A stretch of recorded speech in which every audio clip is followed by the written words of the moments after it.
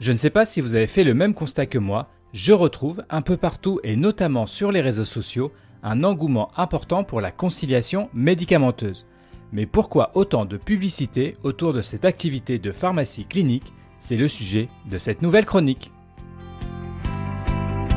Webinars, conférences en ligne, sessions de formation ou encore recommandations des autorités, le sujet de la conciliation médicamenteuse est un peu partout ou presque.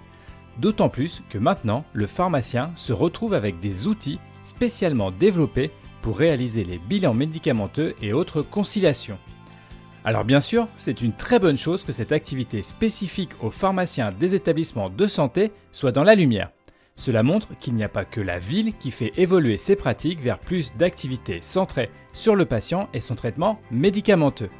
Mais quand même, je suis assez surpris par cet engouement, car au fond, la conciliation n'est aujourd'hui pas encore reconnue comme un acte pharmaceutique valorisé et complètement intégré à la pratique quotidienne. C'est un peu comme si on nous donnait une superbe voiture neuve, toute option avec le top des GPS, mais sans essence.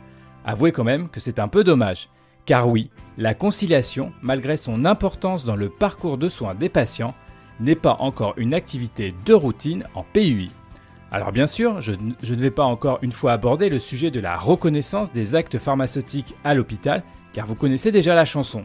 Mais quand même, il serait temps de se poser les bonnes questions autour de la conciliation et comprendre pourquoi, en pratique, c'est pas toujours aussi évident que cela de dégager du temps pharmacien pour prendre le temps patient nécessaire.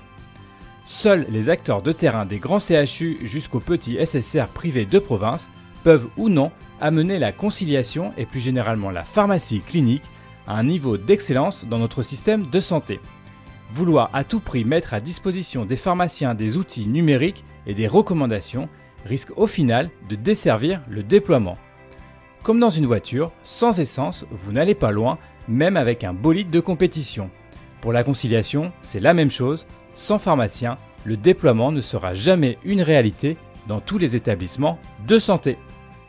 Vous avez apprécié cette chronique? Bonne nouvelle, vous pouvez le faire savoir en vous abonnant au podcast, en mettant 5 étoiles et en vous inscrivant à la newsletter.